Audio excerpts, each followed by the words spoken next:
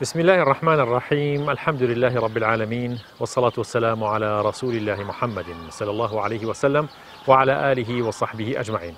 خۆشەویستان سلام و ڕەحمەت و بەرەکەتی خۆی گەورەتان لێبێ لە بەرنامەی شیرینچا لە کەناڵی ئاسمانی پەیام لە بەشی چوارەم لە ئەزمونەکانی نزیکبوونەوە لە مردن بە ئێوەی ئازوو خۆشەویست گەیشتمەوە.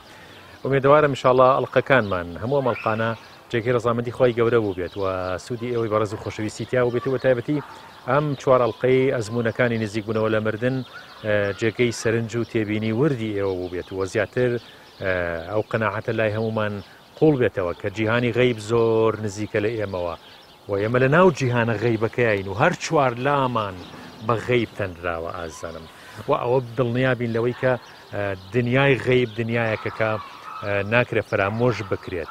ئەسڵەن ئەسڵی دینەکەمان ئامنت بالله وملائكته وكتبه ورسله وباليوم الآخر وبالقدر خيره وشره هەر شەش پایەکەی ئیمان ئازانم غەیبە، چونکە تۆ هەتا تەنانەت یەغەمەرانیش ئێمە نایان بینین، کتێبە ئاسمانیەکان نازانین چۆن هاتوتە خوارەوە، هەمووی غەیبە. لەبەرەوە ئەو ئاەتی قورئانی پیرۆز لە سوورەتی بەقەڕەیە الذين يؤمنون بالغەیب یەکسەر باس لە غەیبەکە ئابێ ئیمانمان بە غەیب هەبێت، اینجا ئیماندارێکی ڕاستین. ئێمە لە ناو جیهانە غەیبەکەوە هاتوونەتەنەوە ئەم جیهانی مشاهدە و بینراوە. لەبەرەوە ئەڵقەی چوار هەمیش ئینشاءالله سوودێکی گەورە بە ئێوەی بەڕێز و خۆشەویستە گەیەنێت لە باسەکانی ئەزمونەکانی نزیکبوونەوە لە مردن. فەرموون.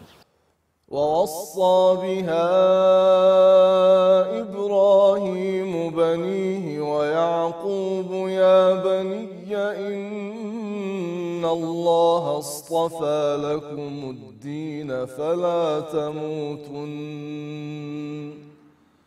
فلا تموتن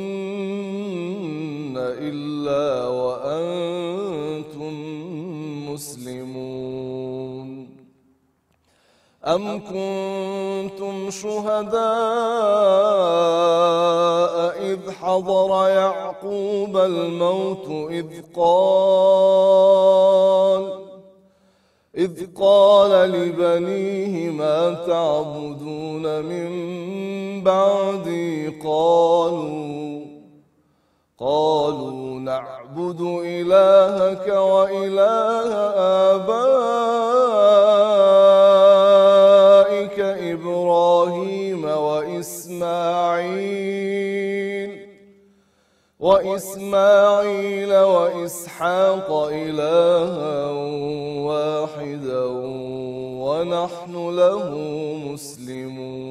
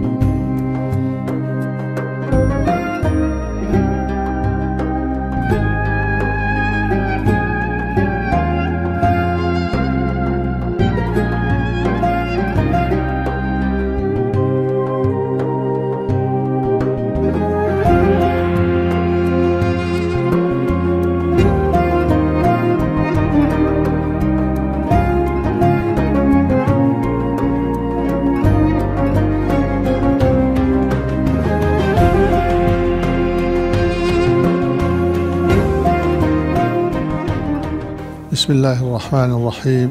الحمد لله رب العالمين، والصلاة والسلام على أشرف المرسلين سيدنا ونبينا وقائدنا ومعلمنا محمد صلى الله عليه وسلم وعلى آله وأصحابه أجمعين ومن تبعهم بإحسان إلى يوم الدين.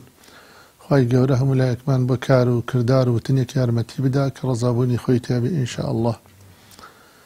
لم كرتا بحسدا أما توزك بكرتي بحسي نعمتي إيمان بكين إن شاء الله كجورة تريني نعمتي إيمانك خواي جورا بخشيتي بيمان وإما أبي شور روش سجد الشكر بخواي جورا برين كنعمتي إيماني بي بخشيني وكرديني بأمتي بيغمر صلى الله عليه وسلم. إيمان لناڕەحەتترینی کاتی ئینسانە خی گەورەیکا بە سەبەبی ئارامی و هێوری و دڵخۆشی بۆ خاوەنەکەی بۆ ئەو کەسی کە ئیمانی هێناوە. ناڕەحەتترین و ناخۆشترینی کاتی ئینسان ئەگەر پرسیار بکرێ لە هەر کەسێ بڵێ ناڕەحەتترینی کاتت کەیە، ئەبێ بڵێ ناڕەحەتترینی کاتی من ئەو کاتەیەکەوە لە حاڵەتی سەرمەرگایە و ئەو کاتەیەکەوە گیانم ئەکێشن. جا لەو حاڵەتە کە ئیتر ناخۆشترینی کاتی ئینسانە لەلایەکەوە چاوی لە مەلائیکەکانە تێن تەسویر حسابی لەگەڵا ئەکەن و لەلایەک شێوێ چاوی لە کەسوکار و خێزان و قەوم و کەسەکەیەتی شین و شەپۆڕ ئەکەن بە دیاریوە. ئیتر ئەوە بەڕاستی ناڕەحەتترینی کاتی ئینسانە. لەو کاتەدا خوای گەورە مەلائیکە ئەنێرێ بۆ سەر ئەو عەبدە، بەڵام کام عەبد؟ ئەو عەبدەی کە ئیستیقامەی بووە لەسەر ئیمان، وەکو خوای گەورە ئەفەرمێ إن الذين قالوا ربنا الله ثم استقاموا، ئەو کەسانەی کە ئەڵێن پەروەردەگارمان ئەڵڵایە و لە هەمان کاتە ئیستیقامەیان هەیە و بەردەوامن لەسەر ئیمانەکەیان، ئالەو کاتەدا خوای گەورە تتنزل عليهم الملائكة، مەلائیکە ئەنێرێ بۆ لایەن لە حاڵەتی سەرمەرگە بۆ ئەوەی کەوا ناڕەحەت نەبن و مژدەیان ئەداتێ. تتنزل عليهم الملائكة ألا تخافوا ولا تحزن، مەلائیکەکان پێ ئەڵێن مەترسە لەو شوێنێک کە بۆ یەکی کە قیامەتە یەکدەن تێترسن نەبێ، چونکو تۆ ئەهلی ئیمانی، چونکم تۆ ئومەتی پێغەمبەری، چونکم تۆ کەسانێک بووی لە دنیادا خوات لە یاد بووە و فەرمانەکانی خوات بەجێهێناوە و یەکدەن تێ خەفەتیش مەخۆ بۆ ئەو ماڵ و مناڵەیەکەوە بەجێت هێشتووە. نحن أولياؤكم في الحياة الدنيا وفي الآخرة، ئێمە بە فەرمانی خوا لە دنیادا سەرپەرشتیکاری تۆ بین و لە قیامەتیشا بە هەمان شێوە سەرپەرشتیکاری تۆین. نحن أولياؤكم في الحياة الدنيا وفي الآخرة وأبشروا بالجنة التي كنتم توعدون، لە هەمان کاتە گەورەترینی مژدەی ئەدەنێ کە مژدەی بەهەشتە و کە ئیتر ئەوە جێگەی تۆیە. ئیتر بەڕاستی ئەمە پێی ئەوترێکی نیعمەتی ئیمان. نیعمەتی ئیمان ئەبێ ئێمە زۆر زۆر سپاسی خوا بکەین کە خوای گەورە ئیمانی پێبەخشین و بە ئومەتی پێغەمبەر صلی الله عليه وسلم قبولمان بکات إن شاء الله. ئەم واقعە من ئەم ڕووداوە کە ئیسەکێمە تەفسیری ئەم ئاەتە قورئانە پیرۆزە ئەکەین بەم شێوەیە من واقعەکەیم بە چاوی خۆم بینی. واللهی خوای گەورە خۆی ئاگدارە، من بە دیار خزمێکی خۆمان و بمزاوەمان بوو، ناوی سەید ئەحمەد بوو، پیاوێکی زۆر زۆر مسلمان و بەدین و بە ئەخلاق و بە ڕەوشت بوو. کاتێک چووم تۆزێک نەخۆش بوو، زۆریش نەخۆش نەبوو، کەمێک نەخۆش بوو. چووم بۆ ماڵیان شەو بوو، وتی کاکە ئەم شەو من جێمەیەڵەوتم بەسەر چاو. منش لای مامەوە تقریبەن دوای نوێژی عیشا تۆزێکی پێچوو، هەڵئاسا و دائەنیشت و ڕائەکشا و هەڵەسا بە چوار مشقی دائەنیشت. تۆزێکی پێچوو هەڵسایە و دانیشت و وتی وعەلەیکم السەلام وڕەحمەت الله وبەرەکاتوه بە زبانێکی زۆر فەسیح. ئێمەش سەرمان سوڕما ئەمە چی بوو؟ نەمیوان هاتوو نە هیچ، ئەمە چی بوو؟ بۆ چی وای وت؟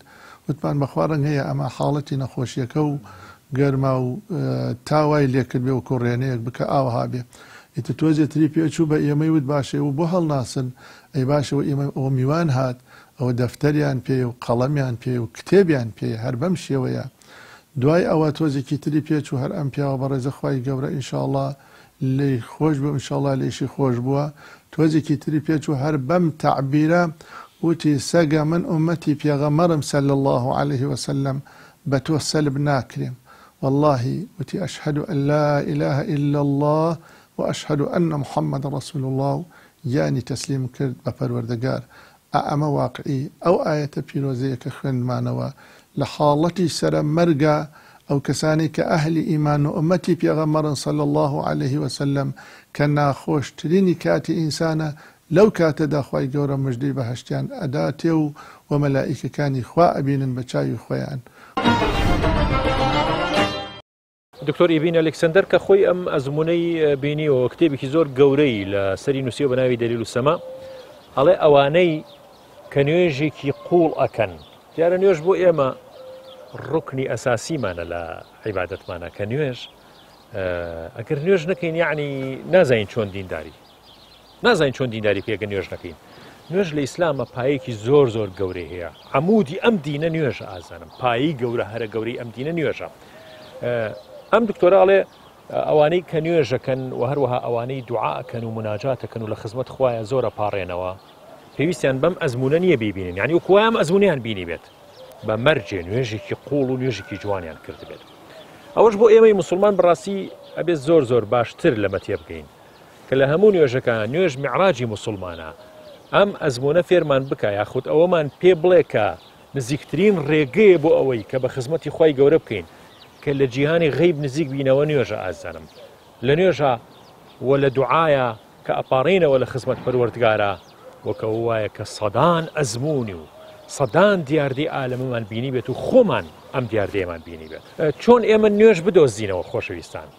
ئەبێ نوێژ بدۆزینەوە. هیوا هەیە 40 ساڵ 50 ساڵ زانەکانە فەرمونە یا پێشەوە ڕەبانیەکانە فەرمونە هیوا هەیە 40 ساڵ 50 ساڵ خەریکە بێ هەتا شاڕێگەی گەنجینەی نوێژە دۆزێتەوە. اینجا ئاگاتە ئەو ئاوە زوڵاڵە پاکە ڕوونەی کە بەڕاستی دڵی تێیە ئاوە خواتەوە، یعنی تەنیا بە نوێژێک و یا نوێژێکی ساکار یاخود ئەوەی کە خوشوع و گردن کەچیمان نەبێت بەڕاستی چێژ لە نوێژ نابینین. ئەم دیاردەیە پێمەنەڵێ با جوان بگەڕین بۆ نوێژ و جوان ئەم شاڕێگەی و ئەم گەنجینە گەورەیە بدۆزینەوە هەتا بەڵکو ڕێمان لە ڕێگەکەی بکەوێت و زوو بگەینە ئەو سەرچاوە پڕ لە فڕ و بەرەکەتەکە نوێژ پێشکەشی بە ئینسانیەکات و مناجات و نزیک بوونەوە دوعاکردن و پاڕانەوە لەخوا ئەو نزیکی و قوربەمان دەسەخات کە پڕمانەکە لە خۆشەویستی و محەبەتی خۆی.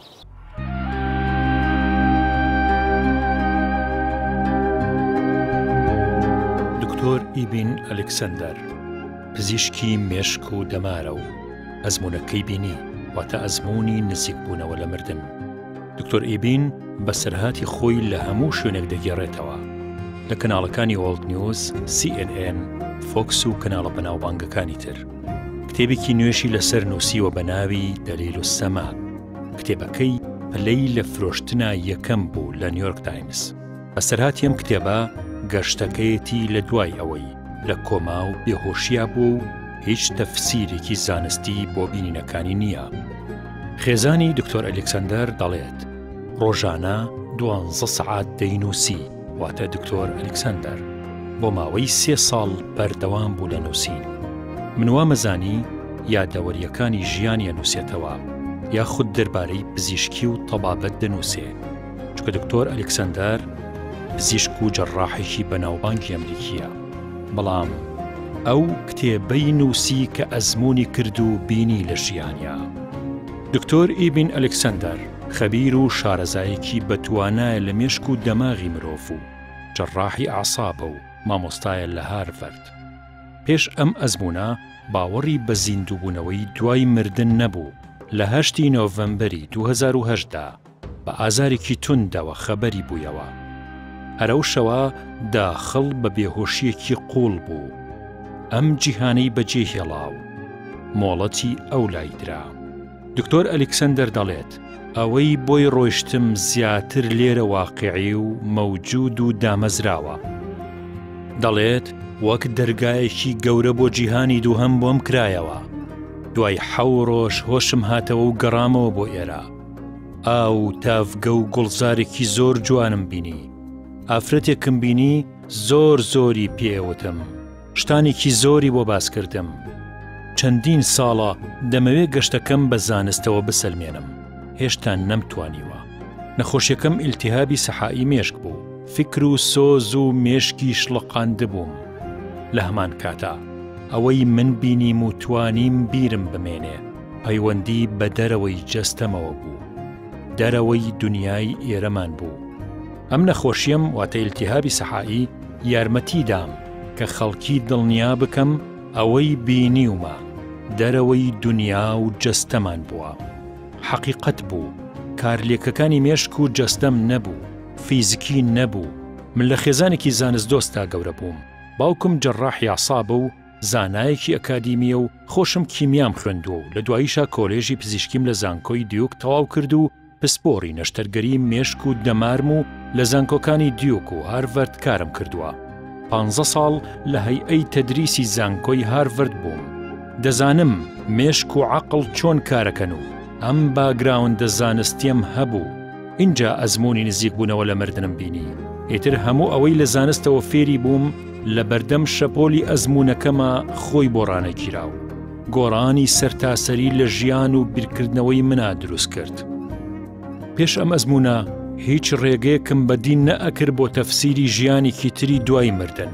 بەسەرهاتەکەم بەم جۆرە دەستی پێکرد، وەک ئەوە وابوو شەمەندە فەرێب بە خێراییەکی زۆر خۆیم پیا بکێشێت.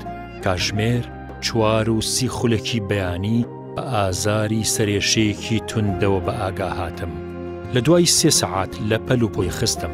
بیرم دێت ئاخرین وتەکانم کە بە خێزان و کوڕەکەمم وتم من خۆم پزیشکم، داوای یارمەتی و ئیسعاف مەکەن، بەڵام کێشەکە لەوە گەورەتر بوو کە خۆم فریای خۆم بکەوم. ئیتر دوای ئەوە بێهۆش کەوتم و نازانم چی ڕوویدا. من 7 شەو و ڕۆژ بێهۆش بووم و لە نەخۆشخانە بوو، بەڵام بۆ منێکی دوور ڕۆشت و 100 ساڵی دوور و درێژ بوو. هەستم پێکرد کە زۆرم پێچووە، بەڵام وا هەستەکەم لە ڕۆژەکانی 5ەم و 6ەمی بێئاگاییەکەمە بە تەواوی چوو بێتمە قوڵاییەوە، واتە قوڵاییەکانی نزیکی لە مردن و نزیک بوونەوە لە ژیانی ئەولا. چونکە مەزەندەی ئەەکەم کە چەند 100 ساڵێ تەمەنم کرد لەو ئەزمونەیە، ڕووداوگەلێکی زۆرم بینی، زۆر سەیر و سەرسڕهێنەر، بە هیچ جۆرێ لە بیرم نەما بوو کە ڕۆژێ لە ڕۆژان لە دنیایە ژیاوم. دەزانم بڕواڵەتەکانی ژیانی سەرزەویەوە ڕۆشتوم، بەڵام بەهۆی نەخۆشیەکەمەوە بە تەواوی زاکیرەم سرابوویەوە و لە هەمان کاتدا شتێکی ترکە بەدەر لە جەستە و زاکیرەم بوو زۆر بەهێز بوو. ئەمەیەکەوە ئاکات تەفسیری ئەزمونەکەم ڕوونتر بکات و لە دەرەوەی جەستە بناسرێت و یارمەتیدەری زانستیش بێت بۆ ئەوەی بیناسێت.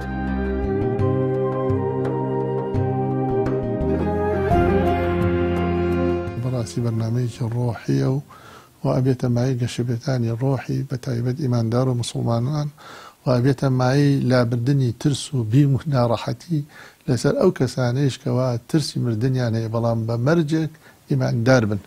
چونکە ئێمە بەڕاستی لەم حاڵەتی ژیانی خۆمانە زۆر شتمان بینیوە. یەکێ لەو شتانەی کەوا من بەلام و سیر بوو بینی بووم و ئیسەکیە سیرەکەم زۆر ئەگونجێ لەگەڵ ئەم بەرنامەی جەنابی کاک فاتحادا ئەوەیە کە ئێمە وەختی خۆی فەقێ بین لە خزمەتی جەنابی مامۆستا مەلا ئەحمەدی شەرەف بەیانی ئەمان خوێن لە 5 ئەنگوست کە ئەمان خوێن لە خزمەتی جەنابیانە. پیاوێک بوو بە ناوی دەریوش سەڵەمان، پیاوێکی زۆر مسلمان و زۆر خواناز بوو، لە قەوم و عاشیرەتی ئاڵیبەجی بوو، لە ئەسڵا خەڵکی دیەک بوو پیانە و جامڕێس. ئەم پیاوە بەڕێزە بە ڕۆژوو بوو 5 شەمان و 2 شەمان لە ناو تلوبەردەکانی 5 ئەنگوسا زیاتر ڕۆژ ئەچوو بۆ ئەوانە خۆی لەوێ کاتەکانی ئەبردە سەر و حەزینەکە لە ناو ئاوەدانیا بێ، ئیتر زیاتر لەوانی خەریکی زیکر و عیبادەتی ئەوانە بوو بێت، بۆیە حەزینەکرد. بەرماڵێکیشی بەشانەوە بوو بە زۆری، ئیتر دایم خەریکی نوێژە سونەتەکانیش بوو. اینجا ئێمە لە 5 ئەنگوس لە هەیوانی مزگەوتەکە بین لە ناکاتێکا خۆی هات لە شاخکە و هات وەلای ئێمە سەلامێکی کرد و دوای سەلامەتی فەقێ بچن مەلا ئەحمەدم بە بانکن. ئێمە شێکێکمان چوین جەنابی مامۆستا مەلا ئەحمەد بان کرد، وتی مەلا ئەحمەد من ئەمرم وەرە یاسینەکەم بخوێنە. مامۆستایش بەلایەوە زۆر سەرسوڕمان بوو، حتا گاڵتەی پێ هاوتی کۆرەمە تۆ خەریکی بە پێوە وەسابەوەی وەرە یاسینم بخوێنە. وتی مامۆستایش زۆر هینێکەوتی کاکە من ئەڵێم ئەمرم وەرە یاسینم بخوێنە. یەکێک کێشی نردوتی بچین شێخ نووریم بۆ بانکن، ئیشم پێدی کاک شێخ نووریشمان بانکن بە ڕەحمەت بێ. وتی شێخ نووری من ئەمرم کە مردم من بنەوە بۆ ئاوەیەکی خۆمان هەر لەیلە لە ئیمام حەموو بمنێشن. بەڵێ باشە. دوای ئەوە ئێمە هەر سەرمان سوڕما بوو بە دیاری وەسابین، ئەوش بە پێی وەسا بوو. ئەمجارە ڕاکشا و وتی مەلا ئەحمەد یاسینەکەم بخوێنە. مامۆستایش یەکە یاسینەکەی خوێن، وەڵی بزەخەنە ئەیگرت، بەڕاستی باوەڕی بەوە نەبوو کەوە ئەمرێت. ئیتر دوای ئەوە لە ئەمەودای خوێندنی یاسینەکەی جەنابی مامۆستا مەلا ئەحمەدا ئەم پیاوە بەڕێزەوتی ئەشهەدو ئەن لا ئیلاهە ئیلا الله وأشهد أن محمد رسول الله، گیانی تەسلیم کرد بە پەروەردەگار. لە دوایە لەسەر وەسیەتەکەی خۆی بردیان لە ئیمام حەمەد ناشتیان. ئەمن ئەمە شتێکە واقعیە و بە چاوی خۆم بینیمە و زۆربەی ئەو فەقیانیشە بە هەمان شێوەی من ئەو کاریان بینیم.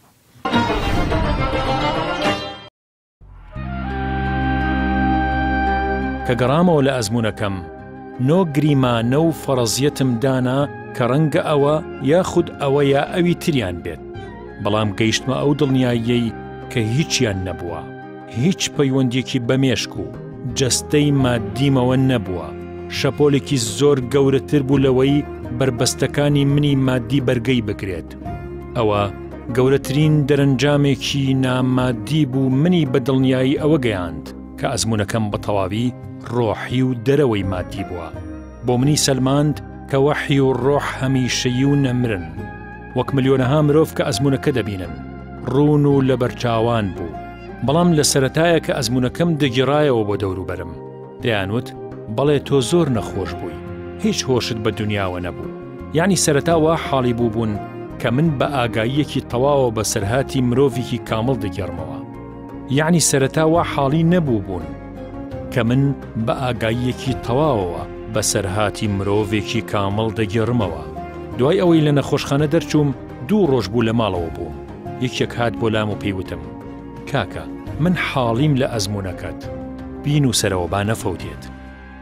20,000 وشم لە 2 هەفتەیە نووسی. لە دوای ئەوە ئەزمۆنی ئەوانم خوێندەوە کە نزیک بوونەوە لە مردنیان بینیوە. بینیم زۆر لە یەکەچن و ڕۆشتنە بۆ یەک شوێن. ئیتر زانیم کە من حەقیقەتم بینیوە. زانیم باس لە پرۆگرامێکی زۆر ورد و سەرسوڕهێنە دەکەم. ئێستا ئازانم ئەم بابەتە بۆ هەمومانە.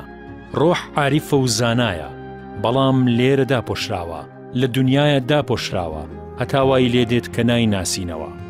ئەویش ناسک و شەفافە و خۆی ناشکێنێت، هاوار ناکا. زۆر کەس لەوانم بینیوە کە ئەزمونەکەیان بینیوە پزیشک بوون، ئەندازیار بوون، خوێندەوار، نەخوێندەوار، کەسانی ئاسایی و هاوڵاتی، بەڵام چڕی و پڕی و مەعریفەیە کە پێی دەدوێن و ئەزمونەکەیان دەگەڕنەوە. دەزانی زانست و زانیاری و مەعریفەیەک فێرە بن وەک یەکن و لەوێ پێیان دەوترێت و هی بینینەکانی ڕۆحیانە لەوێ. ئەو زانستە هی دڵیانە کە پڕە لە مەحەبەت. ڕاست ڕەنگە پیشەی پزیشکی یارمەتی دەربێ بۆ نزیکردنەوەی وێنەکە، بەڵام وێنەکە خۆی زۆر زۆر گەورەیە و قوتابخانەی فێربوونە بۆ هەموو کەسێک. بەڵام هەرگیز مرۆڤ وەک پزیشک و خەبیر و خوێندەوار و ئەکادیمی ئەو گەشت و ئەزمونە ناکە. مرۆڤ وەک ئەو ڕۆژەی کە لە دایکە بێت دەڕوات و دەبینێت. ئەو جیهانی ئەوێ خۆی دەوڵەمەندمانەکات. لێرە زانست و زانیاریەکانمان سنووردارە. گومانکردن لە ئەزمونەکەم و دوورخستنەوەی لەوەی کە من قەناعەتم پێێتی هەرگیز تووڕەم ناکات. بەڵام زانست پەی بە هەموو شتێک نەبردووە. من دەبوو وەک پزیشکێکی نەشتەرگەری زۆر باش لێکۆڵینەوەم لە تەخدیر و بەنج بکردایە. هێشتا زۆر کەم لە بەنج و کاریگەریەکانی بەنج دەزانین. هەتا زۆرتر بزانین هەست بە کەم هێنانی زانی نەکەین لە خۆمانە. کە زۆر زۆرمان هێنا سەرسامە بین بەوەی کە زۆر نەزانین. 300 کتێبم دەربارەی ئەزمونەکەم خوێندەوە و ئەو کتێبەی کە من نووسیم دەربارەی ئەزمونەکەم 4 ئەوەندەی ئەوەی ئێستا بوو کە بڵاوم کردوتەوە. بەشێکی تایبەت بوو بە ئیرادە و قودرەت، هەروەها ئیختیاری مرۆڤ، پەیوەندی زەمانەکان، پەیوەندی وزە و قودرەت پێکەوە. دەبوو قوڵ ببمەوە هەتا حەقیقەتەکە زیاتر ڕوون بکەمەوە، هەتا وەڵامێکی تند و تۆڵ بە خوێنەر بدەم. بەڵام کە کتێبەکەم بوو بە هی گشتی سەیرەکەم زۆر زۆرم نووسیوە و دەبێت کورتی بکەمەوە.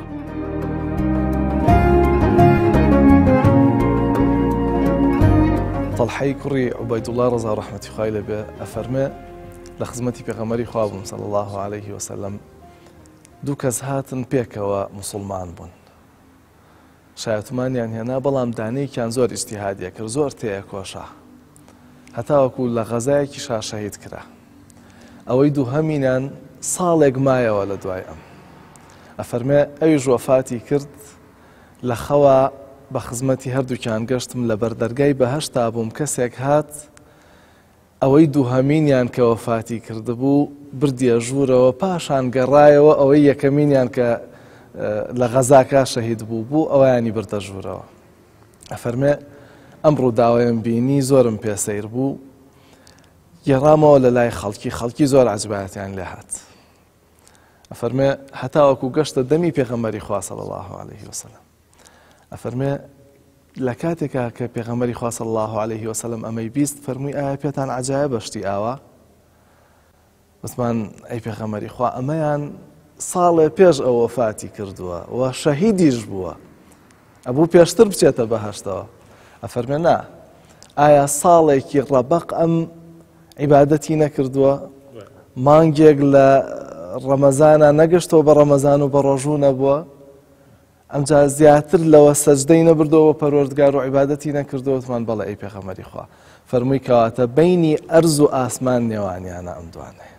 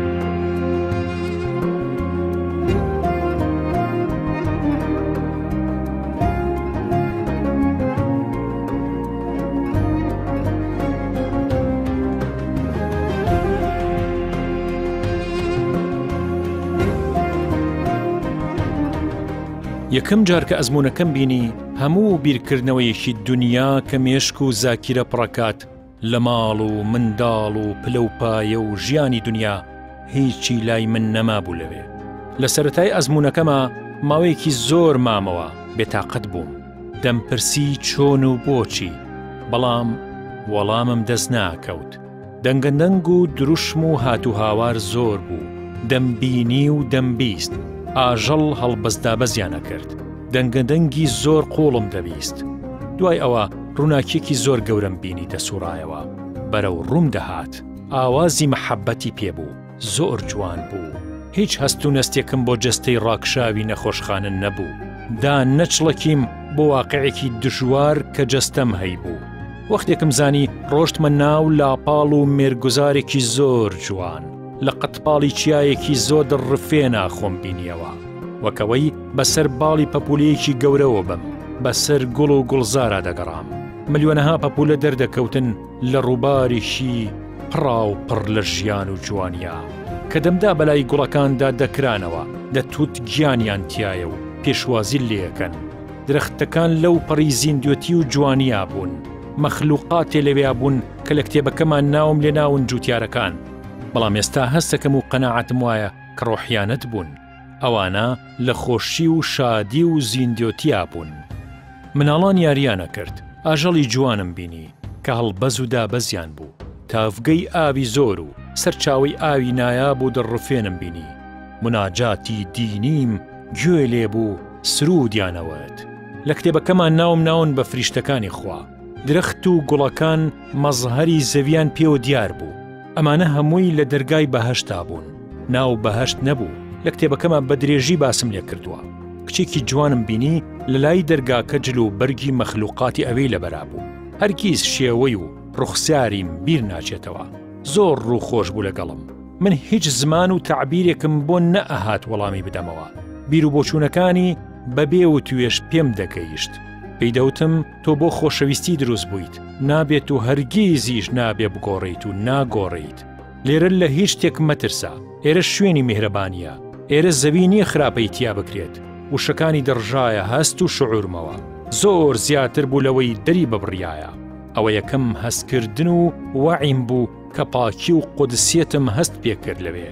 هەستم بە هێزێکی بەدەسەڵاتی بێسنوور کرد کە زۆر زاڵە بەسەر هەموو دروستکراوەکانیا و ون نابێت و داهات و ئێستا و ڕابردوو دەزانێت و هیچ شتێکی لێ ون نابێ. هەموو ئەمانم لەو پەڕی تەواوی و بێنوقسانیا بینی و اینجا کەوتمە حاڵەتێکی ترەوە کە ناوم لێناوە بە بۆعدی دووهەم. ئەمەیان جیهانێکی بێکۆتایی بوو، ڕەشاییەکی بێسنوور. ئەوەی دەهێنایە پێشچاوت کە هەموو بوون بە زەمان و مەکانەوە بێکۆتایە و هەموو شتێ لای خۆی گەورەیە. ئەوەی دەهێنایە پێشچاوت کە هەموو بوون بە زەمان و مەکانەوە، هەر هەمووی لە دەستی قودرەتی ئەودایە. حزوری دەسەڵاتێکی تاک و تەنهای زۆر بەهێزم دەبینی کە لە دنیاە زۆر بەلاوەکی و کەم و کورد ناسیومانە و پێناسەمان کردووە. لە کتێبەکەمە دەستەواژەی ئامم دانا بۆ ئەو زاتەی کە زیندووە و زۆر خۆشەویستە و پیرۆزە و بێکۆتا دەسەڵاتی هەیە، ئاگای لە ورد و درشتی بوونەوەران هەیە. شتێکی فیزیکی دیاریکراو باس ناکەم، هێزێکی بێکۆتا کە هیچ پێودانگێکی مادی ناتوانێت چوارچێوە بۆ ئەو دیاری بکات. صیفەتێ کە بە بیرکردنەوەی خۆمان بۆ ئەو زاتەی دەستنیشانی بکەین و لە ذهنیەتی سەرزەوی هەڵی بگۆزین، زۆر بێمانا و کەم و کورد دەبێت. بۆم ڕوون بۆتەوە کە هەموو زانست و معریفەیەک کە مرۆڤ بەدەستی هێناوە سنووردارە. هی ئێستا و داهاتوش هەر بەو جۆرەیە، سنوورێک نییە بۆ ئەو معریفە و زانستانەی کە لەوێ هەستی پێەکەی. ئێمە لێرەدا لە دەماغ و جەستەی بەشەریەوە دەرەنجامەکان دەردەبڕین. ئەوەی کە من بینیم یەک پارچە نور و ڕووناکی بوو، بێ ئەزیەت بوو، یەک پارچە هێمنی و مەحەبەت و داپۆشەر بوو کە نوێژ ئەنجامەدەی بۆ خوای گەورە. هەروەها لە کاتی بیرکردنەوە لە دەسەڵاتی خوا و تەئەمولکردنە پریشکی زۆر حەقیقەتێ بۆ ڕوونە بێتەوە و ئەم ئەزمونە ضرورەتێک نییە بۆ تۆ کە بەو جۆرە عیبادەتە هەبێ لە خزمەتی پەروەردگارە، چونکە ئەگەر زۆر قوڵ نوێژی کامڵ و تەئەمولی وردت هەبێ ئەتوانی ئەو پەیوەندیە دروست بکەیت. ئێمە لە زەویە لە لیتاوێکی لێڵاوین، دنیا تەنک و بەرتەسکە، لەوێ ژیان پڕە لە ژیانێکی دەوڵەمەندانە. ئەو حەقیقەتەی کە بینیومە من نەهاتوم دایبڕێژمەوە یاخود ڕاستکردنەوەی بۆ بکەم، ئەوەی بینی و مەدەیگەێنم، بیرم لە کینایە نەکردوتەوە. ڕێک ئەو واقعی کە بینیومە ئەگەر توانی بێتم نووسیومە و گەیاندومە. لەبەرەوەی کتێبەکە قەبارەی گەورەتر نەبێت، زۆر شتی جەوهەری و گەورەم باس نەکردووە، لە کتێبی تر و محاضراتی ترا هێناومە. ئیمان بەخوا ڕزگارمانەکات، کۆت و بەندەکانمان دەکاتەوە. زانست هەتا ئێستا نەیتوانیوە ئەم مەسە ئیمانی و ڕۆحیانە بسەلمێنێت یاخود بتوانێ بەرپەرچیان بداتەوە. خوای تەعالا زۆر گەورەترە لەوەی چاوەڕوانی زانست بکەین شتێکی لەسەر بڵێت. خەیاڵ هەرچی بکە ئیحاتە بە گەورەی و دەسەڵاتی ئەو زاتە گەورەیە ناکات کە خوای گەورەیە و خوڵقێنەری ئەرز و ئاسمانەکان و دنیا و قیامەتە. لە کاتێکا کردەوەکانت پیشان دەدەنەوە هەست بە پەشیمانی و خەمێکی قوڵەکەیت کە بۆچی لە دنیاە بەو جۆرەم نەکردو ئەو کارە خراپانەم کردووە. لەو بوعدا ڕۆحیە پاک و سافەوە ئەوە بۆ خۆی سزا و عەزابە کە بۆچی من لە دنیا گوناهی گەورە یاخود بچووکم ئەنجام داوە. من خۆشەویستی بێسنوورم بینی لە خوای گەورەوە، میهرەبانی و ڕەحمێکی بێسنوورم بینی. من وا ئەبینم لە دنیاە کە تووشی نەخۆشی و ناڕەحەتی و بەڵا ئەبین، نەخۆش نین بەڵکو وەکو شیفا دەیان بینم، نەک ناڕەحەتی و نەخۆشی. فرسەتی چارەسەر و گەشەکردن لەوەیە کە ئێمە نەخۆش بین و بەڵاو ناڕەحەتیەکان بە سەبرەوە تەحەمل بکەین. ڕۆحمان هاتۆتە دنیا هەتا وانە فێر ببین، فێریش نابین، هەتا ناڕەحەتی قبوڵ نەکەین و ناخۆشیەکان تێنەپەڕێنین. شەڕ لە دنیاە حافیزێکە بۆ ڕزگار بوون لە دوای مردن، بە مەرجێ توانی بێتمان بەرەنگاری ببین و تەسلیمی نەبین. خالق لە ڕێگای بەڵاو موسیبەتێک کە ئەینێرێت ئەگەر بەڵانێر بناسین و مامەڵەی باشی بکەین، دامانە پۆشێت لە میهرەبانی و مەرحەمەتی زۆری خۆیە.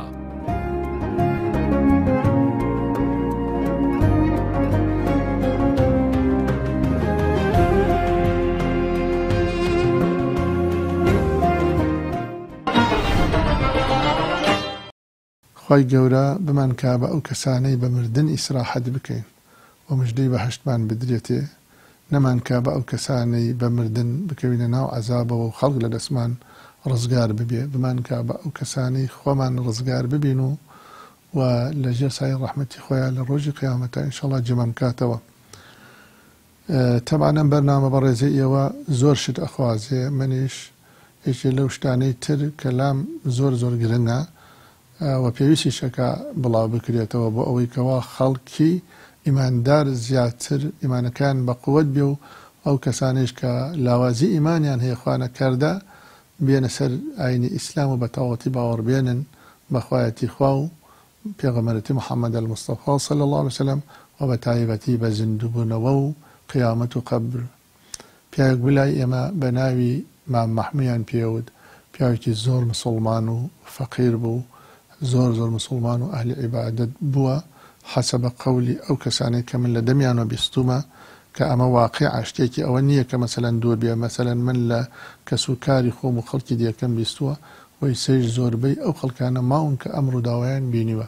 ئەم پیاوە وفاتی کرد لە پاش وفاتکردنەکەی ناشتیان لە قەبرستانێک لە قەبرستانەکە ساڵێک مایەوە دوای ساڵەکە هاتە خەوی مامە حاجی محەممەدمان بوو خوا عەفوی کا پیاوێکی ناوداری دێکەمان بوو و تبی حاجی محەممەد من جەنازەکەم ها بەسەر ئەوە بێن دەرم بێنن مامە حاجیش خوا عەفوی کا ئەو وەختەی ئێمە مامۆسایەکمان بوو جەنای مامۆسا مەلامەجی بە ڕەحمەتی خوا چوو خوای گەورە شادیکا بە بەهەشت چوو بۆ خزمەت مامۆسا و مامۆسایش وا دەرەکەوێ بە حکمی ئەوەی کەوا خەو حکمی پێ ناکرێ مامۆسایش حکمی پێ ناکرێت و ڕەنی هەر خەو بی و ئەمانە بەڵام ئەم پیاوە بۆ جاری دووهەم هەر چووە خزمەتی چووە خەوی مامە حاجی و وتی حاجی محەممەد وەرن دەرم بێنن من جەنازەکەما بەسەر ئاوە بۆ دووهەمیش هەر نەچوون بەڵام بۆ سێهەم جار هەم چووە خەوی مامە حاجی وتی حاجی محەممەد من جەنازەکەم بەسەر ئاوەیە بێن دەرم بێنن بەم گۆڕن ئیتر دوای ئەوە خەڵکەکە هەڵسان و جەنای مامۆسایش تەشریفی چوو لەگەڵیانە و چوون قەبرەکەیان هەڵداوە سەیر ئەکەن جەنازەی ئەم پیاوە مەبارەکە ئیماندارە خوا ناسە عینەن لە خەوا چۆنی وتۆ ئاوەها بەسەر ئاو گۆڕەکەی پڕ بووە لە ئاو و جەنازەکەیشی بە سەلامەتی و دەست نەزەدەیی ماوەتەوە بە ڕێکۆپێکی و بێ ئەوەی هیچی لێبێ ئێتە قەبرەکەیان بۆ گۆڕا و لێوێ دەریان کرد و لە شوێنێکی تر ناشتیان هەموو جارە لەوێ پیانەوتم تۆ هێشتا نەمردوویت و بۆ هەمیشەیی لێرە نیت دەگەڕیتەوە هەستم بە نوێژی بوون و گردون دەکرد کە چۆن نوێژەکەن لەوێ هەست بە تەسبیحات و نوێژی هەموو گەردیلەکانی گردونەکەیت هەست بە هەمهەمە و حەڵقەی تەسبیحات و زیکرەکەی لە خۆشەویستیەکی ناوازەی زۆر شیرینە هەستی پێکەی کە ناتوانرێ بوترێت و هەرگیز ناتوانم لەسەر پەڕی کاغەزیش بینوسم وام بینی کە نوێژ و دوعا دەکەن بۆ من هەتا چاک ببمەوە ئەو کاتە لێ حاڵی نەبووم بەڵام کە گەڕامەوە حاڵی بووم کانگای دڵنیایی بریتیە لە نوێژ و دوعا و مناجات لە خزمەتی پەروەردگارە هەزاران کەسم بینی زۆر بە جوانی نوێژیانە کرد و دوعایانە کرد کە من بگەڕێمەوە بۆ سەرزەوی ئەوان خەڵکی زەوی بوون بەڵام مەشهەدەکە ئەرزی نەبوو نازانم چۆن بیڵێم لەوێ بینیمن و ئەمزانی خەڵکی ئەرزیشن و دوعا بۆم نەکەن نازانم چۆن وێنایی بکەم بۆ ئێوە لەبەرەوە هەموو جار بە نەخۆشەکان مەڵێم نوێژ و دوعا بەکەم مەزانن زۆر زۆر گەورەیە ئەوە دەرگای چاکبوونەوەیە نەک نەشتەرگەریەکانی ئێمە و عیلاج و دەرمانەکانی خەستەخانە خۆ ئەگەر نەخۆشێ دوعای زۆر بۆ کراو کۆچی دواییشی کرد مانای ئەوە نییە دوعاکانی گیرانە بوون نا ئەو دوعایە شوێنی خۆی گرتووە نوێژ هێزێکی تایە کە لە سەر و تێگەیشتنی ئێمەوەیە هەرکە خەبەرم بوویەوە و لە بێهۆشیەکە هەستامەوە یەکەم وتە بەڕوویەکی گەشەوە وتم هەموو شتێ زۆر باشە مەترسن هێشتا وامە بینی لەوێم ئێمە لەسەر بەرزی و خۆشەویستی ئاژین لە ژێر چاودێری خوایە ئەژین ئەم قسانەمە کرد ئەنانیەت لە منە بە تەواوی کوژا بوویەوە ئەو کچەی لە گەشتەکەما لەگەڵما بووە مفاجەئەی گەڕانەوەکەم لەوێ نەمناسی کە ئەم کچە کێیە و چ پەیوەندێکی بە منەوە هەیە و بۆ ئەوەندە دڵسۆزە لەگەڵ منە بۆچی ئەوەندە گرنگی بە منەدات لە کتێبەکەمە ئیحساسێکم بەجێ هێڵاوە خوێنەر هەستی پێکات ئیحساسێک کە پڕ بەدڵ ئەتگریێنێ لەو واقعی کە من لەو خۆشەویستی و مەحەبەتەی لەو کچەوە بینیم و لەو سۆز و میهرەبانیە زۆرەی کە ئەو بۆ منی هەڵەڕشت توانیم کەمێکی لە کتێبەکەمان نەقڵ بکەم من لەلایەن ئەم دایک و باوکەی گەگەورە بووم لە ناویانە کە گەڕامەوە زانیم من لەلایەن ئەم دایک و باوکەی کە گەورە بووم لە ناویانە تەبەنی کرابووم واتە کوڕی ئەوان نەبووم کوڕەکەم لە دوای ئەزمونەکەم گەڕا بە دوای دایک و باوکی ڕاستەقینەی خۆما و دۆزینیەوە اینجا زانیم کە من لە دوای ئەوەی بە مناڵی سەرپێکەوتوم دراوم بەم ماڵی کە تیا ژیاوم ماڵی باوکە ڕاستەقینەکەم سێ مناڵی تریان هەبوو کە یەکێکیان کچێک بووە و خوشکی من بووە و لە ساڵی 1998 وەفاتی کردووە و لە من بچووکتر بووە من کەسیانم نەئەناسی واتە لە دنیایە پێش ئەو ئەزمونە کەسیانم نەئەناسی و نەمبینی بوون و هیچ هەواڵێکیانم نەبووە ئەوەی سیر بوو بەلامەوە لە ئەزمونەکەما کە بۆچی من باوکی خۆم نابینم چکە ئەو باوکەی کە تەبەنی کردبووم و وامەزانی باوکی خۆمە جەڕاحێکی ناوداری ئەمریکی بوو بەڵام لە ئەزمونەکەمان نەمبینی کە بێ بە پێشوازیمەوە وەک ئەوەی کە لە ئەزمموی خەڵکانی ترا هەیە. واتە باوکە بە خێوکەرەکەم نەک ڕاستەقینەکە، بۆچی لەو گەشتەما من نەمبینی؟ لە کاتێکا وەفاتی کردبوو دەبوو هەر لە سەرەتای گەشتەکەما بەهاتایە بەدەمەوە وەک ئەو کەسانەی کە ئەم ئەزمونیان بینیوە. ئەی ئەم کچە کێ بەردەوام لەگەڵمە و دڵنەوایی مەکات و زۆر بەسەوە و میهرەبانە بۆ من. دڵنیاش بووم لە ژیانی دنیاە هەرگیز نەمناسیوە و ئەم کچەم نەبینیوە. لە هەموو ئەمانەیە شاراوەیەکی زۆر سیر هەبوو لی تێناگەشتم. دوای 4 مانگ لە ئەزمونەکەم کە گەڕامەوە و چاک بوومەوە ئەو وێنەیەم دەستکەوت کە ئەوەی لەو گەشتە بینیومە بە تەواوی ئەم وێنەیە بوو کە خوشکە ڕاستەقینەکەی خۆم بووە و هەرگیز لە دنیا نەمبینیوە و لە ساڵی 1998 وەفاتی کردووە. کە وێنەکەم بینی ویژدانم هاتە گریان، خۆم بۆ ڕانەگیرا، گریانم بوو بە هاوار و بانگەوازێک کە هەرگیز لە بیرم ناچێتەوە و هەرگیز شین و گریانی بەو جۆرم نەکردووە. ئیتر زانیم خوشکەکەم منی بۆ چرکێ بەجێ نەهێڵا لە غەریبستان و پێشی نەوتم کە خوشکی تۆم. دەبوو بم زانیایە ئەو هەموو میهرەبانیەی دایکم لە چاوی خوشکەکەما دەمبینی. یەک پارچە سۆز و ئولفەت و مەحەبەت بوو بۆ من. ئێستا ئەزانم ئەو پەلەی خۆناساندنی نەبوو، چ پەلەیەکێتی کە من بۆ سەفەرێکی کورتتر لە جاری پێش و ژیانم هاتۆتەوە ناو دنیا. ئەو هەمیشە لە هەتاهەتاییایە و شەفەقەتی لێ نابڕێت و ئەیزانی دوای ماوەیەکی ترەچمەوە بۆ هەتاهەتاییەکەی ئەوێ و لەوێ بە هەتاهەتایی دەمێنمەوە. دەیزانی منێکی زیندوی دنیا و نەگەیشتوو بە بەرزەخ بەرگەی ئەو هەموو نهێنیە ناگرم هەتاوەکو پێم بڵێ. زۆر کەمی پێوتم، ئەو کەمە زۆر زۆر بوو بۆ ئێرەکە نووسیمەوە. لەوێ یەک هەست و یەک چاو هەڵبڕین و یەک هەناسەی کورت بوو، بەڵام لێرە زۆر زۆر بوو. زۆر غوربەت و هەناسە ساردی دایگرتم کە ئەم وێنەیە خوشکی منە و ناوی پینسینە. خوشکەکەم ڕێک وەکو ئەوەی کە لە ئەزمونەکەما بینی بووم، وێنەکەی هەمان وێنە و هەمان کەسایەتی بەبێ ئەوەی تۆسقاڵێک فەرق و جیاوازیان هەبێت. بەسەرهاتێکی لەم جۆرەی من لای کەسێکی تر هەیە کە ناوی ئیزیڤیز ڕۆزە کە خوێنمەوە ئەڵێ کچێک بەم ئەزمونەیە تێپەڕی و لە بێهۆشیێکی قوڵا بوو. لەوێ براکەی خۆی بینی، زۆر کاتی خۆشیان پێکەوە بەسەر برد. کە گەڕایەوە زۆر محەیر و سەرسام بوو، چونکە باوکی هەواڵی پێدا بوو ئەوەی کە تۆ بینیوتە برات بووە. کچەکە وتبووی ئاخر کوا من برام هەیە؟ باوکی وتبووی برایەکت هەبووە پێش ئەوەی تۆ لەدایک ببی، بە 3 مانگ ئەو مردووە و هەرگیز بە تۆمان نەوتووە هەتاوەکو خەفەت نەخۆی. وێنەی خوشکەکەم وەک ئەوە بوو بە تەواوی کە من لە ئەزمونەکەیە بینیم. وتم تەنانەت چاوەکانیشی شینە وەک ئەم وێنەیە. چۆن ئەمە ئەبێت؟ زۆر زیاتر بوو لە خەیاڵ و ئەندێشەی من، هەتا بتوانم بەرگەی ئەو حەقیقەتە گەورەیە بگرم کە بینیومە. ئیتر دوای ئەوە هەموو هەفتەیە پەیوەندیم بە دایک و باوکی و خێزانە ڕاستەقینەکەی خۆمەوە کرد. اینجا پرسیاری ئەو خوشکەی خۆمم کرد کە چۆن بووە. وتیان کچێکی زۆر میهرەبان و بەسۆز بووە. یارمەتی ئەوانەی داوە کە یارمەتیان پێویست بووە. زۆر بە بەزەی بۆ ئاژەڵ و گیانداران خواردنی پێداون. لە کۆمەڵەیەکی خێرخوازیە خۆبەخشی کاری کردووە. وێنەکە تەواوکەری ئەوە بوو کە من بینیم.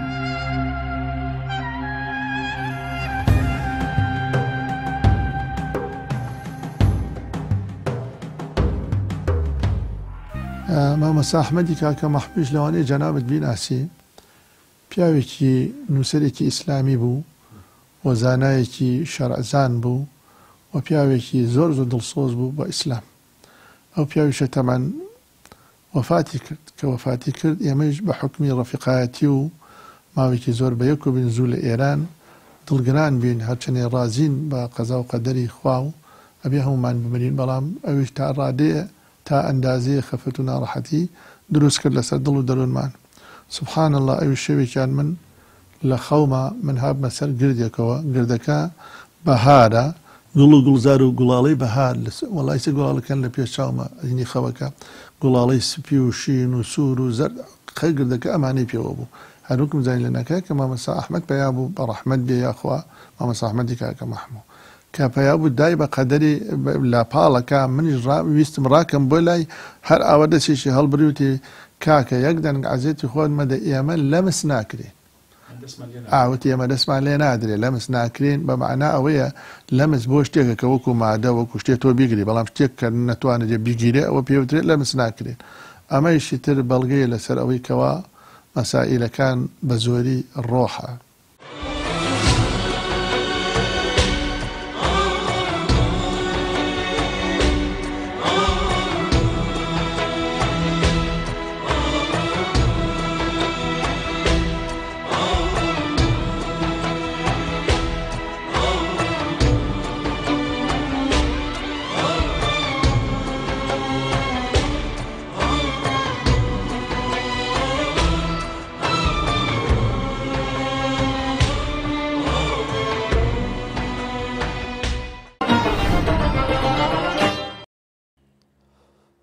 الله يتوفى الأنفس حين موتها والتي لم تمت في منامها فيمسك التي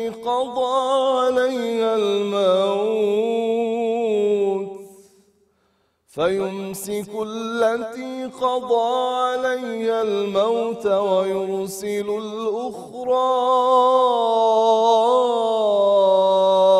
إلى أجل مسمى إن في ذلك لآيات لقوم يتفكرون.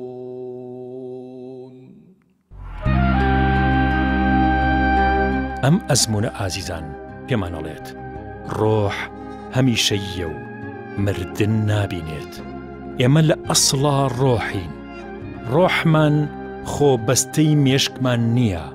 ئێمە زۆر لەوە زیاترین کە تەنها جەستەیەکی مادی بین. ڕۆحمان لە ژێر خۆڵەمێشی جەستەمانە بڵێسەدارە و پرشنگدارە. پەیوەندیمان لەگەڵ گردون و دەرەوەی گردون زیاتر و دەوڵەمەندتر و فراوانترە لەوەی کە ئێمە ئیزانین. ئەوە هۆکاری مانەوەمانە لێرە.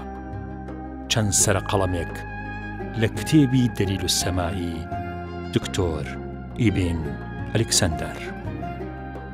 دوو زنجیرە ئەڵقەی فیلمی ئێرانی هەیە کە یەکیشیان بەناونیشانی ئەلجەنە 5 کیلۆمەترات و هەروەها زنجیرەیەکی 30 ئەڵقەیی ڕەمەزانیشیان هەبوو بە ناوی ئەلمەلەکوت کە هەردوو زنجیرەکە بە دوور و درێژی باسی ئەم ئەزموونی نزیکبوونەوە لە مردنەکات. بەدەیان فیلمی ڕۆژاوایی و غەربی هەیە کە دەربارەی ئەم ئەزموونە باسەکات و بە سەدان و بە هەزاران ئەزارم ڤیدۆ لە یوتیوبە هەیە کە ئەمریکیەکان یاخود ڕووسیەکان فەڕەنسیەکان گرنگی زۆر گەورەی پێدەن. غەربیەکان زۆر ڕۆژاوایەکان گرنگی زۆر گەورە بەم ئەزموونە ئەدەن. لە جیهانی ئیسلامی خۆشمانە ئێرانیەکان و هەروەها تورکیەکان و هەروەها میسرەکان بە هەمان شێوە گرنگی بەم ئەزموونە زۆر دەدرێت لە جیهانی ئیسلامیشە. لەبەرەوە خۆشەویستانم ئەزموونە ئەزمونێکی جیهانیە و ژمارەیەکی زۆر خەڵک سەرقاڵێتی مؤسسات و شوێنی ڕسمی هەیە لە ڕۆژاوایەکە گرنگی بەم ئەزموونە ئەدات و کەساتیەکان ئەدوێنن و کتێبی زۆری لەسەر نووسراوە و ژمارێکی زۆر لە خەڵک ئەم ئەزمونیان بینیەوە کە زیاتر لە 13 بۆ 7 ملیۆن کەس بەس لە ئەمریکایە ئەزمونەکەیان بینیەوە و چیرۆک و بەسەرهاتیان هەیە. لەبەر خۆشەویستان ئەزمونەکە بەڕاستی تەواو نابێت بەوەی کە ئێمە بە چەند ئەڵقەیەک لە بەرنامەی شیرین چایە دەستمان پێکرد. بەڵام ئێمە ئەزمونەکەمان پێشکەش کرد بە خەڵکی کوردستانمان و ئەم دیاردەیەمان ڕۆشن کردەوە بۆ خەڵکی کوردستان کە دیاردەیەکی جیهانی زۆر گەورە هەیە و ئێمە هیچ ئاشنایەتێکمان بەرامبەری نییە و دەیان و ڕەنگە سەدان هەزار کەسی لە کوردستانی خۆمانە ئەم ئەزمونیان بینی بێت. لەبەرەوە ئێمە بەم چەند ئەڵقەیە خۆشەویستان باسەکانی ئەزموونی نزیکبوونەوە لە مردن کۆتایی پێێنین و لەو کان چیرۆک و باسەکان تەنها ئەگەر ڤیدۆکانیش تەسویر بکەین لە کوردستانە بەڕاستی سەدان ئەڵقەی ئەوێت تاوەکو ئەو ڤیدۆانە تەسویر بکرێت و ئینشەڵڵا هیوادارم بەرنامەی تر و خەڵکی تر تەلەڤیزیۆنی تر یا خودم تەلەڤیزیۆنی خۆمان ئینشەڵڵا هەڵسین بەوەی کە ژمارێکی تر لەو ئەزمونانە پێشکەش بێ بە ڕۆژ خۆشەویست بکەین لە کاتانێکی ترا ئینشەڵڵا کە بگونجێت یا بۆ خەڵکێکی تر کە بێوێ بە دوای ئەم ئەزمونەیە بڕات و زیاتر شیکاری بۆ بکات.